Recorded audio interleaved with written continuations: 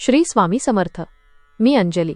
आज मी तुम्हा सर्वांना माझ्या आयुष्यातील स्वामी समर्थांचा एक असा अनुभव सांगणार आहे ज्याने माझं पूर्ण आयुष्यच बदलून गेलं. हा फक्त एक अनुभव नाही, तर माझ्या स्वामींनी मला दिलेलं पुनर्जन्माचं दान आहे.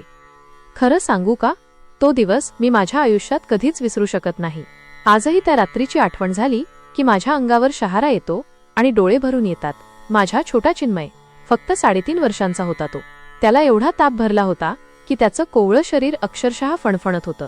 डॉक्टरांनी सांगितलं, संसर्ग खूप वाढलाय, आम्ही प्रयत्न करतोय, पण स्थिती चिंताजनक आहे. ते ऐकून माझ्या पायाखालची जमीनच सरकली. हॉस्पिटलच्या त्या थंड कॉरिडॉरमध्ये मी आणि माझे मिस्टर सुन्न होऊन बसलो होतो. रात्रीचे 2 वाजले असतील. मिस्टर औषधं आणायला खाली गेले होते. मी एकटीच वॉर्डच्या बाहेर त्या बाकड्यावर बसले होते. माझ्या पर्समध्ये नेहमी स्वामींचा एक छोटा फोटो असतो. मी तो फोटो हाताच्या मुठीत घट्ट धरला. माझं मन आतून ओरडत होतं, स्वामी, लोक म्हणतात तुम्ही आहात, मग आज माझं बाळ असं मृत्यूशी झुंज का देतंय? जर तुम्ही खरंच असाल तर मला प्रचिती द्या. माझ्या बाळाला वाचवा स्वामी.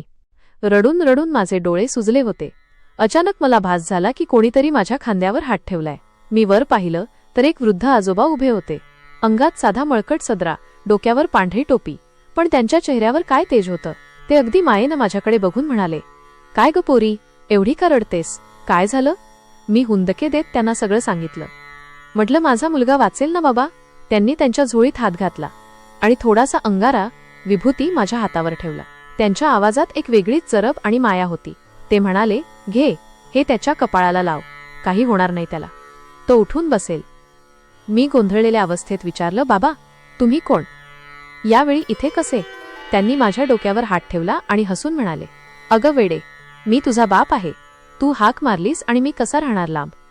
जा, भिऊ नकोस, मी तुझ्या पाठीशी आहे. मी तो अंगारा घेऊन धावत वॉर्डमध्ये गेले. नर्स ओरडत होती की आत येऊ नका, पण मी ऐकलं नाही. मी तो अंगारा चिन्मयच्या कपाळाला लावला आणि थोडा त्याच्या ओठाला लावला.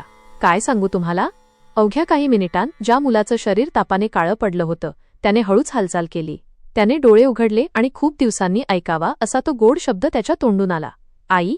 माझा जीव भांड्यात पडला. मी पळत बाहेर आले त्या आजोबांना शोधायला. मला त्यांना सांगायचं होतं की माझा मुलगा शुद्धीवर आलाय, पण बाहेर कोणीच नव्हतं. मी हॉस्पिटलच्या सिक्युरिटीला विचारलं, सिस्टर्सना विचारलं. इथे आता एक आजोबा उभे होते, ते कुठे गेले? वॉचमन आश्चर्याने माझ्याकडे बघायला लागला. तो म्हणाला, ताई, तुम्ही काय बोलताय? मी 2 तासांपासून इथेच उभा आहे. एक मांजर सुद्धा आत आलेली नाही आणि हॉस्पिटलचे सगळे दरवाजे रात्री 12लाच लॉक केले जातात. तेव्हा मला जाणीव झाली, तो माणूस नव्हता, ते साक्षात अक्कलकोटचे स्वामी समर्थ होते. माझी आर्त हाक ऐकून ते स्वतः माऊली होऊन माझ्यासाठी धावून आले होते. आजही जेव्हा मी स्वामींच्या फोटोकडे बघते तेव्हा मला तेच शब्द ऐकू येतात, भिऊ नकोस, मी तुझ्या पाठीशी आहे.